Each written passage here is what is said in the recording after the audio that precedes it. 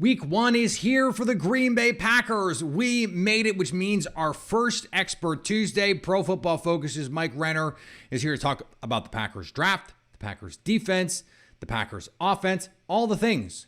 That's what we do on Expert Tuesday. Come join us. You are Locked On Packers, your daily Green Bay Packers podcast. Part of the Locked On Podcast Network. Your team every day.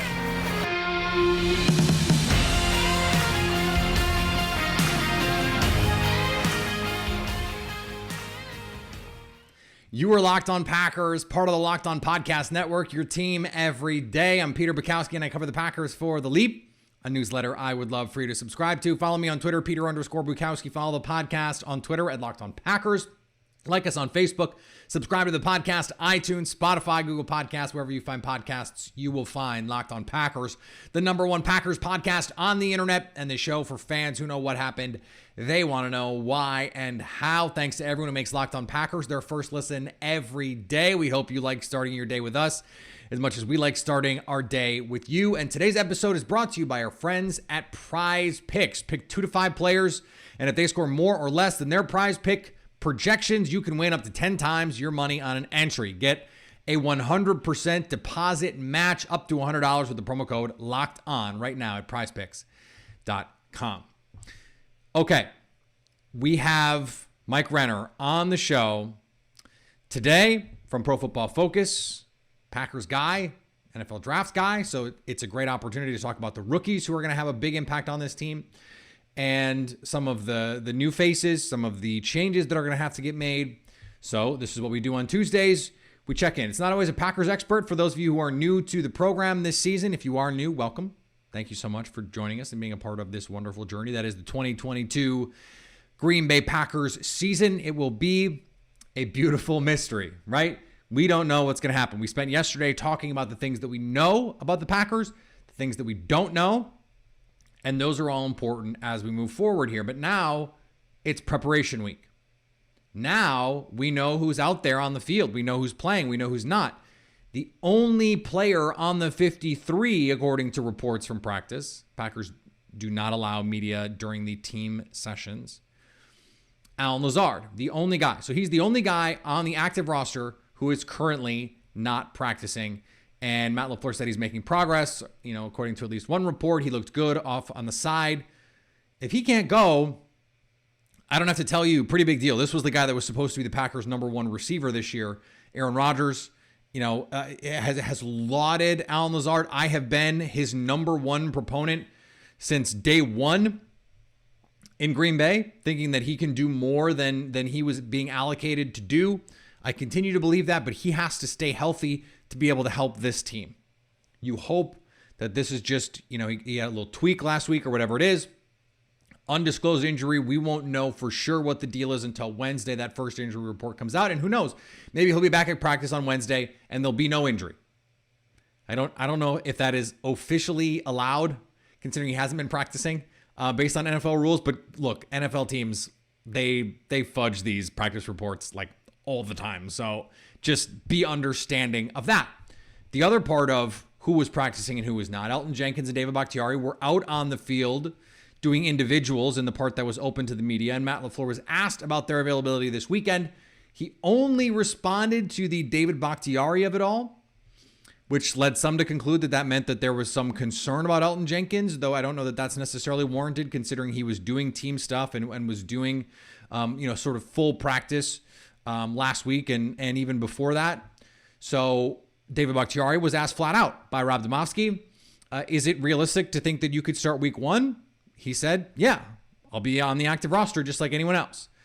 So is that a ringing endorsement? No, but Rob posted a story with a headline that Bakhtiari says he's on track to play in week 1. I don't know if he said that exactly, but that was the gist of the piece, and I wasn't in the room. Rob was. So, you got to trust the reporter to do the thing. Look, I wasn't there. So you hope that he's just reading it all right, and that Bakhtiari was like, yeah, look, I feel like I'm going to play. if that's the case, and you have Elton Jenkins and you have David Bakhtiari, this is a really good offensive line, and I think you go in feeling almost irrespective of if Alan Lazard can actually go, fine. Like, Romeo Dobbs is probably a good player. At least he has been one so far, and Aaron Rodgers does not just throw out compliments lightly. And you add in what the rest of this offense can be and what the defense you expect to be. This is one more thing that has to be said. I was talking to Luke Braun from Locked On Vikings, who we'll talk to later in the week. And I was talking to him for our Locked On NFL preview. And he was saying, the media has been really kind of shut out about what they can report in Minnesota. And it's so funny because we know Kevin O'Connell's background. He's coming from the Matt LaFleur tree. He's coming from the Sean McVay, Kyle Shanahan tree. We know what they're going to look like offensively. Justin Jefferson has been talking about playing the Cooper Kupp role. This is going to be the Rams offense. So that's not a mystery. I don't know why we're pretending that they're going to come out with some secret stuff that no one's ever seen before. They'll have some unscouted looks. Every team does in week 1 every year. But basically, we know, and the Packers know, and every team knows what they're going to be running. Defensively, same thing. Ed Donatel has been in the league for 30 years. And he was brought in to call Vic Fangio's defense. Guess what? Joe Barry was brought in to call Vic Fangio and Brandon Staley. Brandon Staley updated a little bit in LA to call that defense. Ed Donatel didn't even do that. He was just doing, this is going to be a Vic Fangio kabuki theater in Minnesota. They're just going to try and do the Fangio thing. And it's a new defense install with some players who have never played it, who have never done it. And this early, that's when you want to do, when you have a team with Harrison Smith and Eric Kendricks and even Patrick Peterson and especially the front that this team has with Zadarius Smith now, Danielle Hunter. Zadarius Smith and Danielle Hunter, they might not be 17-game players this year, but it's week 1. The problem for them is they're adjusting to a whole new thing. And so you want to get them early where they're still ironing out the kinks. And yeah, this Packers offense is going to be trying to iron out some kinks of their own. But at the same time, this is, we're talking about year 4 with Aaron Rodgers, the back-to-back MVP. No Devontae Adams, but he's been throwing the ball to Alan Lazard. He's been throwing the ball to Randall Cobb and Big Bob Tunyon and Mercedes Lewis and playing with this offensive line and working with this coaching staff and this play caller. This is all time under tension. As my old, high school coach used to say, the hay is in the barn in a lot of ways because they've already put in the work. They have the sweat equity invested already. And yes, it's the same kind of way what they're going to run, but there's going to be tweaks. There's going to be adjustments that Minnesota hasn't seen. This is also not Mike Zimmer's defense. Ed Donatel hasn't faced the Packers twice a year for the last 6 years, 7 years, 8 years, whatever it is. So, there's this idea that the Vikings are going to have some secret thing that allows them to put pressure on the Packers in ways that they might not otherwise. And it's just sort of no, we know what they're doing. And if anything, it's actually good for the Packers to get them in week 1 because by week 10, by week 12, this defense is going to have a much better idea of what they're doing. The Packers offense is going to have a lot more stuff scouted. This is the time to catch this Vikings defense for the Packers offense. Because there's plenty of talent on that Vikings defense. And I think the same is true of the offense, although it's going to be a lot of the same bones. It's still Kirk Cousins. It's still a new play caller. It's still a guy who's never been a head coach, who hasn't been a full-time play caller, certainly was not doing that in his McVay time. So this is a long aside, but I just don't buy the value in all of that. Christian Watson is, hopefully was the word Matt LaFleur used when asked if he's going to be able to go this week. He's been doing everything that is right. I think hopefully was the wording that he chose because the Packers have been burned now on these injuries a number of times. They're just going, yeah, we hope. We hope he can go. As of right now, my expectation would be he can go. We thought he was going to go in the 3rd preseason game. They ultimately said, let's not rush it. But we've not heard that there have been setbacks. He's continued to practice in the aftermath of not playing in that 3rd preseason game. So I don't think there's any reason for concern. I think the same is true of Elton Jenkins. who was making what seemed like linear progress toward playing. I don't think this idea that Matt LaFleur didn't answer a question about Elton Jenkins should lead us to believe that all of a sudden he's got this setback. I think that's reading a little bit too much into the situation. We'll see today. We'll see tomorrow. We'll see what's on the injury report. We'll see where these guys are. We'll see what kind of participation designation they have. But if David Bakhtiari is doing teams, he's a full participant. Like, that's usually where this designation breaks down is. If you do individuals only, you're a limited participant. And if you do team, you're a full participant. That's generally how this breaks out. That means David Bakhtiari is going to be a full participant in practice this week, assuming no setbacks. If I'm the Packers, what am I waiting for? It's been 18 months. What am I waiting for? I understand you want to be patient, but now it's time to go. See if the knee can handle it. The only way you're going to know for sure is if he plays. And so he seems like a guy who wants to get out there, champing at the bit to be out there. And if he's a full participant in practice, if he's able to do that and get through a week of practice and now it's multiple weeks of practice, I don't know why you wouldn't put him out there. But I'm not the Packers trainers. I'm not the Packers coaches. I'm not the Packers front office. I expect them to be more cautious than I would be. But if I'm them, at a certain point, he's had enough rest. And you have to see what you have there so you can make these decisions. If you think there's a high chance of re-injury, get him out. Like, you need to keep sitting him. But if the question is, oh, we're not sure if he has the stamina, if he's quite in the peak football shape, okay. If you have to take him out, take him out. You have Yosh Nijman, who you have a lot of faith in. Just put him out there. Put Bakhtiari out there. I understand, Danielle Hunter and Zadarius Smith, that's a really good edge rusher group to have to go against. It's not like you're going to ruin David Bakhtiari's. we're talking about an all-pro. This is David Bakhtiari. This is the guy who shotguns beers courtside at the Bucs games, who drives around in a tricked-out go-kart at practice, golf cart. It's practically a go-kart. You're not going to hurt his confidence because injured in a game or coming back from injury, he's a little rusty.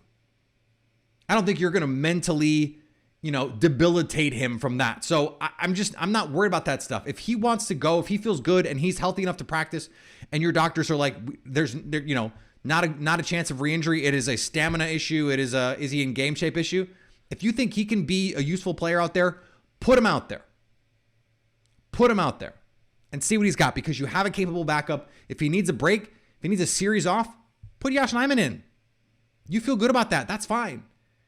And as long as you're not risking new damage or a setback, and presumably he wouldn't be practicing if that were the case, then I don't know what else you're waiting for. Now, I'm not a doctor. I'm not in that room. So I can't comment on like the nuances of it. But from where I'm sitting, if he's practicing and he feels like he's good to go, at a certain point, you just got to see. I think that's what Detroit was last year. I mean, he practiced for like 3 weeks before they actually put him out there. And that was for a reason. There was swelling, there was fluid issues, and he just couldn't do it. But that was useful information. Okay, he can't do it. You need to go have another surgery. You need to have it go another thing. I think we're in a similar situation now. Okay, he's recovered. If the doctors think he's sufficiently recovered, he's had time, he's at a low injury, re-injury risk, then let's see what he's got. And if it is the case that, there needs to be a cleanup or something, then at least I'm not advocating, adding risk or anything like that. If he checks all the boxes and the only thing that's left is just like, well, we want to be super, super sure, that can't be the reason he doesn't play. This is like low-key a pivotal game, and his status is really important to this season. So figure out if he can go or not. Figure out if he can be the guy this year or not. And then you have to adjust accordingly if you need to. I think there's benefit in that. Again, this is just me from the outside. People with the medicals, you have to trust them to do the thing, especially this is a coaching staff and a medical staff that has been famously cautious. I almost said notoriously, and I don't even think that's fair, but famously cautious about injuries. As a player, I would appreciate that. But if you're David Bakhtiari and you're going, yeah, I want to play. I think I'm good. I think I'm ready. And, I need to knock off the rust. But physically, I'm okay. And the doctors say, yeah, physically, he's okay. Let him play. Let him play. All right, we're going to get to Mike Renner in just a second. Before we get there, let's talk about our friends at Prize Picks, a great daily fantasy game. It is so much fun. You put an entry in. Prize Picks has player projections, and you decide if you think a player is going to produce more or less than their projection. So Aaron Jones has a projection for week 1. A.J. Dillon. You can pick 2 to 5 players, and you think they're going to score more or less than their Prize Pick projections, and you can win up to 10 times your money on any entry depending on what you pick and who you pick. You're not competing against other people. You're competing against the projections. Prize Pick says, here's the number, and you're either right or you're wrong. And then they decide how much that risk is worth it. They've got NFL, NBA, baseball, hockey, golf, college basketball, soccer, esports, NASCAR, tennis, disc golf, Euro basketball, cricket, safe and fast withdrawals, and there's currently over 30 states in Canada where you can do Prize Picks right now. Download the Prize Picks app or go to prizepicks.com to sign up and play daily fantasy sports. First-time users can receive a 100% instant deposit match of up to $100 with promo code Locked On. If you deposit $100, Prize Picks will give you $100. You deposit $50, they'll give you $50. And don't forget to use the promo code Locked On for an instant deposit match of up to $100. Joining me now from Pro Football Focus, returning to the show, Mike Renner. Mike, it's good to have you here. 2022 seems to be, I don't know, weirder than other years. I guess we say that every year, that this is going to be like a wild year, but more has changed for the Packers than we've seen really since the Mike McCarthy, Matt LaFleur changeover. Just like aesthetically, what are you most looking for in terms of how this team is going to look different? Like, what are you like, okay, I'm really excited to see them figure this out or do this thing? I guess their defense, right? This is the talent-wise, on paper, most talented defense since they won the Super Bowl. And it's kind of what everyone's been saying, the excuse for Rodgers every year, why hasn't been back to the Super Bowl? Defense. The defense. It's the defense's fault. And it has been. Like, truthfully, like, a lot of those losses in the playoffs have been on defense, obviously last year being the lone exception over the course of Aaron Rodgers' career. So do they have, like, is it going to live up to that? Because I think every Packers fan has PTSD from this defense, but it should be a top 3 unit. Like, it should be, there's no excuse for it not to be, sort of thing. So that's why I'm excited to see how it actually does fare once, the games are real. I'm so excited to see the defense, not just to see if it lives up to the hype, but just because there's so many fun players. Like, it's the most fun defense they've had in a really long time too. And you riled up some Packer fans when you said it was the most talented defense since 2010. But I think you're 100% right. And I think you can make the case it's actually a more complete defense, at least than the one that we saw throughout the season, right? They lose Nick Barnett. They lose Morgan Burnett. If those guys had played, maybe we're talking about, something that's closer. But the talent is really fun. You are or spend a lot of time on the draft for Pro Football Focus. The Packers had an interesting draft. Now that we've got to see these guys in the preseason, we get to hear the training camp reports. We get to read all the tweets, which is the best part of training camp. Has anything about how everything went down changed the way that you view this draft as a whole? No, I don't think so. I think both players, both first rounders are kind of, I don't want to say as expected coming out the gate, but Quay Walker's going to be fine in that defense. A lot of people hated the pick. Maybe it's not the best value, but when you get a guy his size, his athleticism, who's one of the best tacklers in that defense, he's going to be fine. Like, he's going to be a massive upgrade from what they were throwing at times last year, and just allow you flexibility to be just a sort of base D all the time and not have to really be changed personnel to have more static looks, to not have to match everyone and get some of those secondary guys in the field that maybe your backups in the secondary you don't want to be having on the football field. So I think he'll be fine. Wyatt's probably just going to be a sub-package rusher. The wide receiver is the one kind of guy that I really thought stood out more and is more ready to play than I even expected. It was Romeo Dobbs.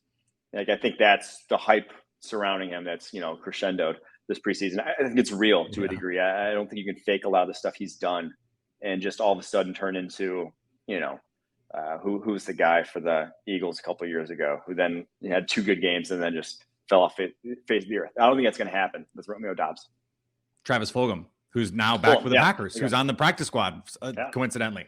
And there are a lot of Packer fans who were like, how did they let this guy go? And then he has 3 good games, like you said, and has not been heard from since. And he's been on, this is his 3rd team in like 16 months. So the Dobbs thing is really fascinating to hear Aaron Rodgers not just not criticize rookie receivers, but to speak glowingly about rookie receivers. Is like, okay, is this a new Aaron Rodgers, or is it because these players really are different? We're probably not going to know the answer to that until we actually see, them actually play some games, which is, by the way, how we should evaluate rookies is once they play, not training camp. What are your expectations year 1 for Christian Watson? That's tough because he's really behind the 8 ball from just even seeing the field standpoint. And when you're not, getting those reps, you're not getting the trust from Aaron Rodgers, and you're not getting the guy go to bat for you and sort of say, we need him on the football field. So I think at best you see him as a big play, he's out there when they're going shot play sort of guy, seeing the football field. So maybe, 20 catches for 400, 500 yards is probably what you're hoping for, something in that range. I don't think we'll see much more from him as a rookie than that, just because of, missing that much training camp and kind of who he was coming to the offense he did, where he didn't have to, where it wasn't a pass heavy offense, where he's not running, and doing things you'll have to do at the NFL level. I do think he just was always going to be a guy that took longer to develop. He was probably the one guy in this draft class who could not afford to miss 2 weeks of training camp. Just like the reality was, he needed every single one of those reps, didn't get it. And now he's behind it. He's behind Romeo Dobbs. He's behind 3 other receivers at least. What did you think of the Sammy Watkins signing when it happened? I thought it was like the start of things to come. I thought they were going to add a few more guys than just Sammy Watkins in free agency, but Watkins it's never been talent related, right? The issues with him, as well as documented, his, lizard people off field stuff has been documented. And we had Ty on the show talking about it. That's robbed him. But I mean, he has ball skills, he has body control. He's been able to get open. I mean, he burned Richard Sherman in the Super Bowl, a few years ago. Like, that doesn't happen on accident. I do believe in the sort of renewed mindset that he has being impactful. Now, is he your number one? Is he replacing Devontae? No. But is he better than, can he be a number 2 sort of like type of wide receiver and be confident in that role? For sure. I think he can still do that. He's not that old, right? He came out in 2014, but he's still like, what, 28, I think? He's still 28. Should not be on the downside of his career. About to turn 29, but not even 30. Yeah. So I think he can be your reliable, at least, sort of wide receiver on the outside. So this running back room has been the subject of a lot of conversation, not the least of which has been on the show, because I'm sort of obsessed with the idea of them playing 2 running backs more often. Aaron Rodgers has now talked about this. He's brought up 21 personnel, the pony package is back, and that both of these guys, Aaron Jones and A.J. Dillon, could catch 50 passes in this offense. This idea of getting best 11 on the field is a Matt LaFleur staple. Do you think that the best way for this team to manufacture offense is by getting their running backs more involved in the passing game? I'll just say I believe it more when I see it, or I'll be on board when I see it, just because how many teams at the NFL level in modern football have deployed 2 running backs in like a way that's actually like fearsome to opposing defenses? It just hasn't existed. So that's why I love it in theory. They are, like I said, 2 of your best 11 for sure. No one's debating that. But how to scheme running backs out of the backfield has always been a point of contention at the NFL level in terms of featuring them in the passing game, just because running back targets, swings out of the backfield, that sort of thing, are far lower stakes. They're far less explosive plays. Like, it might as well be a run a lot of times featuring running backs in the passing game. So if there's anyone that can do it, it's Matt LaFleur. He's been great about doing so when he's had to over the course of his coaching career. But until precedent has been set, I'm going to err on the side of that's probably not where you're going to want to rely on consistently for offense. I'm with you. I think there's reasons to be excited. I think Matt LaFleur, we saw in 2019, like Ben Baldwin did a great study on running back targets and found that basically they're most useful if you can actually have a running back who you can target down the field. Like Alvin Kamara can run routes, and he can run wheel routes and you can create explosives. If you're not creating explosives, there's really not a ton more value. Like, it'd be better to throw to a receiver in those situations than a running back. That's just what the numbers say. So yeah, I like the idea of it, but I'm also like you, waiting to see it. Like, let's see what they can do. But I'm excited to see what Matt LaFleur can do, because as you said, it's like Kyle Shanahan, Matt LaFleur, Sean McVay. If anyone can do it, it's like one of those groups. Maybe add in Andy Reid there. Zach Tom is someone who has come in and played really well in camp, in preseason. I think he was the only offensive lineman with qualified snaps who did not give up a pressure in preseason, and he played a ton. What did you think of Tom coming out, and what have you thought about him in what we've seen in the preseason? Yeah, I was probably, there weren't too many people who were big fans of him than me. I think for the athletics consensus board, I think PFF's board was actually the highest on Zach Tom of anyone. So he was 62nd on the PFF draft board. Obviously falls nearly 100 picks later than that. I didn't get it either. I thought the guy could pass protect. Like, a guy could straight up pass protect in his sleep. So he did against Jermaine Johnson, did against everyone Wake Forest played last year. Is he strong? Is he moving people off the line? No. You're going to worry about him one-on-one on the edge, like bull rushes out the gate, probably a little bit. It's definitely, he's not going to never allow a pressure. But the skills that go into high-end pass protection, whether it's, agility, hand usage, just having multiple tools in your arsenal in terms of pass sets, he had that already. So I was a big fan of his. He is one of their 5 best offensive linemen right now, even at full strength, truthfully. So I'd be curious to see how it does shake out, because I do think he needs to be seen in the football field. So that leads to my next question. At full strength, what do you think this best 5 looks like? That's tough, because I think you still want Elton Jenkins and David Bakhtiari at tackle. I don't think you want still a rookie at tackle, but I used to think right guard is probably Zach Tom, where I would slot him in. Now, we didn't play there preseason, but he's played enough all over that I don't think it's that big a deal. So I would put, that's where I would go. Him at right guard, John Runyan at left guard, and then obviously I'm blanking on Josh Myers at center. So I'll be interested to see, like, we didn't really know what the deal was when Bakhtiari, or I think it was Billy Turner, missed preseason in 2020, and Elton Jenkins was out there right tackle week 1, and we had just no idea that he was going to do that, and he did it. I wonder if it's a similar situation this year with John Runyan, who, they're giving Zach Tom these left guard reps, and then all of a sudden we see week 1, let's say the tackles are healthy, and it's John Runyan at right guard and Zach Tom at left guard. I think that could be in play. Like, well, that's just one of those things that Matt LaFleur has tucked in his pocket to sort of keep there. I'm interested to see what the deal is there. Defensively, love the starters for this group. 5 guys they're really good. I think it's as good a 5 as any team in the league has. The question is, what do you do after that? Like, if there are issues, apparently Russell Douglas getting moved to safety could be part of the calculus here. I think they're one defensive back short, whether it's a safety or a corner. What say you? I agree. You're just thin, and it kind of goes back to what I said about not wanting to get out of, just staying in nickel as much as humanly possible. Right. Because as soon as you go to dime, you got a guy you don't want on the football field. So I think that's going to be the plan of attack for the Packers this year, is staying in that, and then being able to match with that, because that feel great about that when that is the case. Like that lineup that's out there when you're in nickel is blow for blow with anyone in the NFL in terms of every level. But then that 6th defensive back is just, there's no one you feel good about right now putting in there. So that's kind of the worry.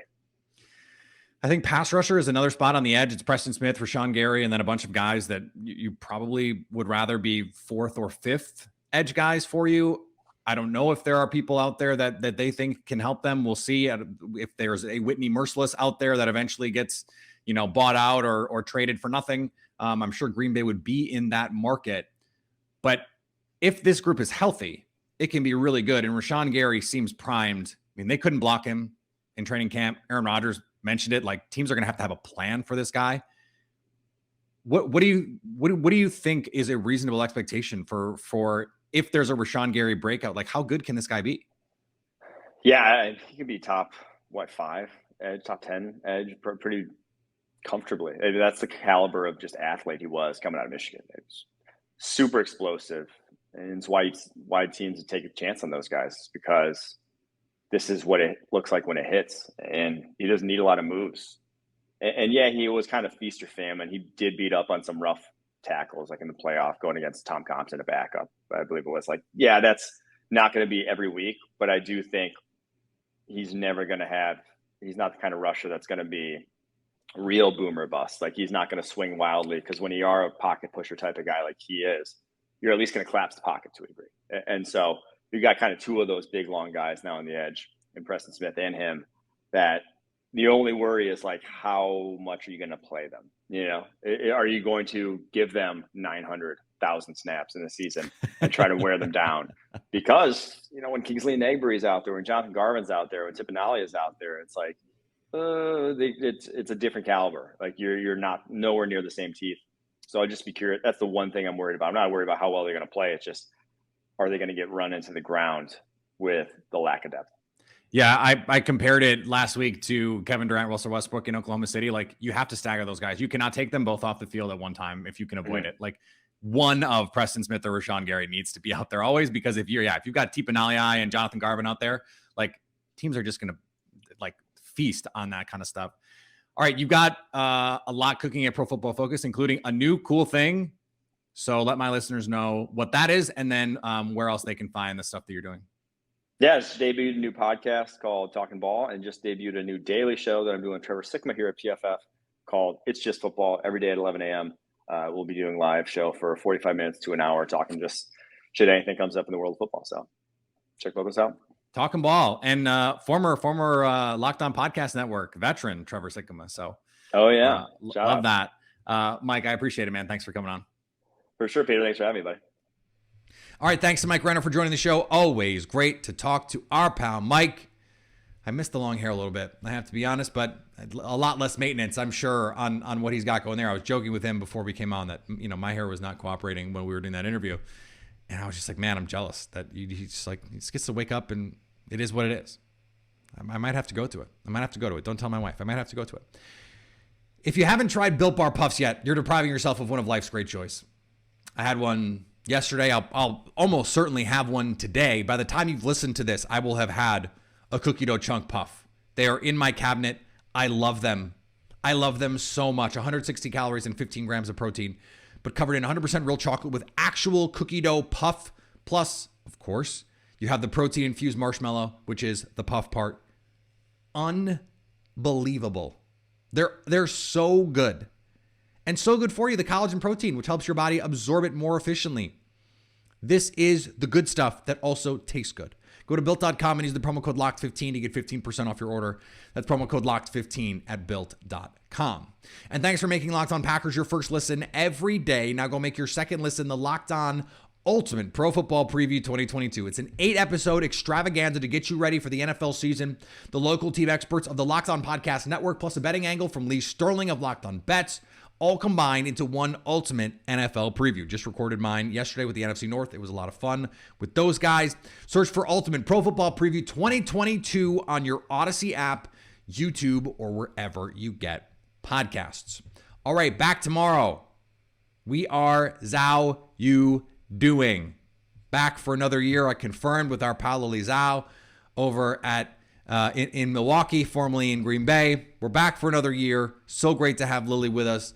And so we will have her on the show, and then crossover Thursday, and then our live show on Friday, 5:30 Central, 6:30 East, to have a lot of fun, to hang out, and to do what we do every year, every week, every year in the regular season, and talk about injuries, answer your questions, and have a lot of fun. So follow us on YouTube, Locked On Packers. Follow me on Twitter, Peter_Bukowski. I will tweet out that link.